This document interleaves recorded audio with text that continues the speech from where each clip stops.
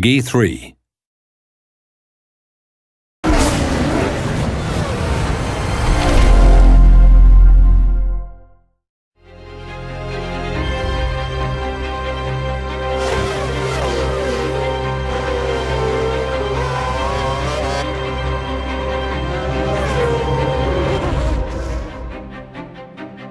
As people get more and more accustomed to Formula One, they want to notch it up. Every year we're learning something new, every year we're pushing to improve that experience.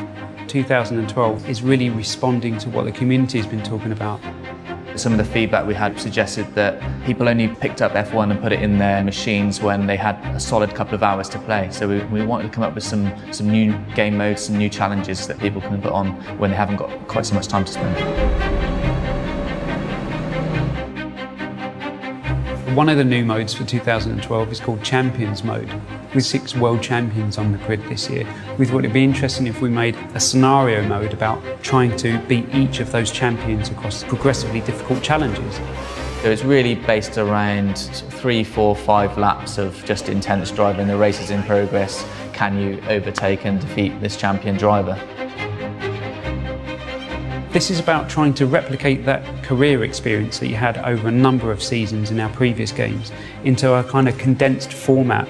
It's a 10-race season and it's a little bit more sort of arcade-based, so you sort of challenge rival drivers, and if you defeat them a couple of times and you steal their seat and you progress up through the grid.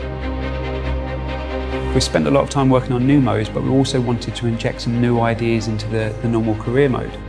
We've made more of the press clippings and more of the world around Formula One, so you're going to start to see more involvement from team bosses and engineers and key people within the teams themselves. And I think when people have got a nice bit of time and they want a single player experience, you still can't beat that career mode.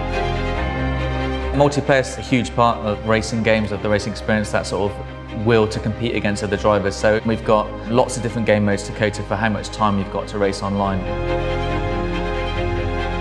I think with Formula One, people like the thought of qualifying and getting the grid and that sort of pressure of that environment. So we've introduced one-shot qualifying rather than one 10-minute session or 3 knockout phases. It's, you know, what can you do in one lap? That one lap's going to determine your grid position.